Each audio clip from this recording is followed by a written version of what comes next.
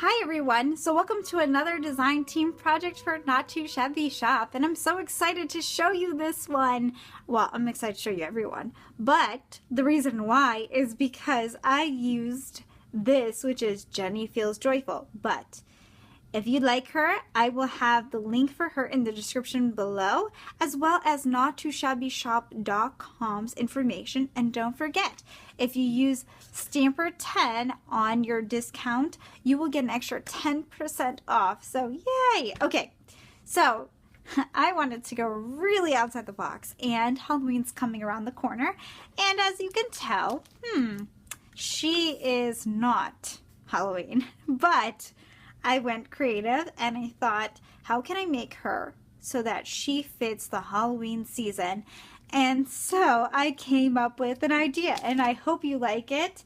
And this maybe might give a little bit more inspiration to use your stamps in different ways, because what I did was, oh my goodness, look at this. I made her into a Halloween. Oh my gosh. So as you can see, I did some transformation.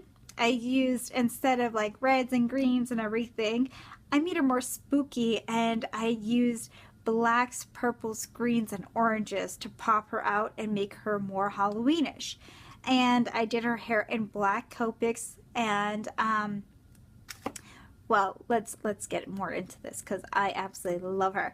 So for her holly, I got rid of that and I used a bat instead.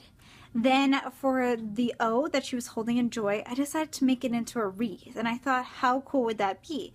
So I used some flowers, and these were from my stash, and these were many years ago. Recollections had the little baby flowers that came in the jar, and I only had brown and pink, so I took the lightest brown and I used my Copics and turned it orange, and then used Wink Stella on that. I did some hot glue, and then I did a black half back pearl in the center, and it kind of gave it like an eyeball effect. So neat because it oozed on the outside. And then for the O, I used this paper line from last year, and it's called Ikaboo Stack, and they have this beautiful candy paper inside of it. So they were so absolutely tiny, if you can see. And I fussy cut all of them out, and I glued them on top of that wreath. So yeah, very tedious, but I did the glossy accents on top of that, and it came out amazing. For her tutu, I used some of my Wink Stella in the green to give her a little bit more shimmer, and I did her stockings up in the orange and the purples. I used some other elements from Halloween on here. And yeah, let's get with the base. The base is just Michael's white cardstock, and this is the heavyweight one that they came out with not long ago. And I used the Tim Holtz 3D luminary die, and stacked it up. And then how I got the base color was I just used my ink pad. I kind of smashed it on there a little bit, and then I just blended it out, and it created this awesome spooky like cemetery. So that's what I got, was this tombstone, and I thought that'd be so awesome just to do it that way. So I did some embossing on there with some orange spider webs, and I believe it was Stampin' Up Tangerine Tango or something like that for the embossing powder. I did some stamping on acetate with some stays on, and then I put on Tim Holtz frosted film on top of that, and that kind of gives it more of like an etched window effect. I also used my Martha Stewart, and I made it more stable by using some glossy accents, and then using Rub and Buff on top of that. Decorating with some bats, pumpkins, jewels, and as you see, this is one of those Michael's Recollection pumpkins. I did some memory box little ghost here. I used some of my Martha Stewart punches back here, and these are the little gravestones. This candy comes from, I believe, Jolie's. The background tree comes from Cartabella, which is just absolutely gorgeous. And then I have some little spooky little background mesh going on here. And this, I picked this up about 2 years ago from Tall Mouse at the Scrapbook Expo. And then, yeah, going through the sides, I have the lightning bolts on here. I have some bats in the trees.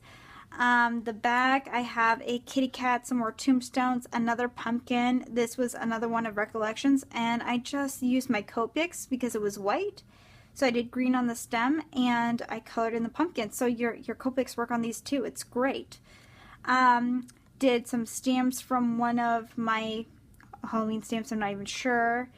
And then over here I did a spider dangling down, and I added some of this trim from Hobby Lobby to make it into a lantern that can be hung. And on the inside I added in a tea light.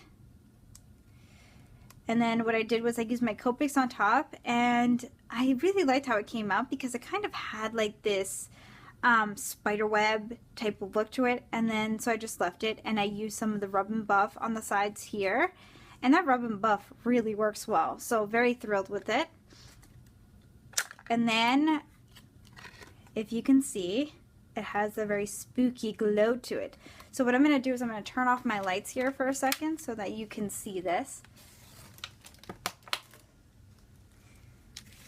So look at that, it's just very spooky and very creepy. So as you can see here, it's really lit and luminary and just gorgeous. And I absolutely love how this came out. Every angle has its own uniqueness about it. I want to make more of these and hang them because they are very lightweight, so they do not support a lot of weight. And the candle being fake, it's gorgeous on the tree at nighttime. It really illuminates. So yes, my goal was though to make it cute. I don't think I accomplished that. I just don't think I have a cutesy bone in my body. I really don't. Like, I tried, but I still think that she's kind of cutesy, but I couldn't make anything else cutesy. So I hope you like and maybe gave you some inspiration. Thanks everyone for watching, and I'll have more video at the end of this. Thanks, and bye-bye.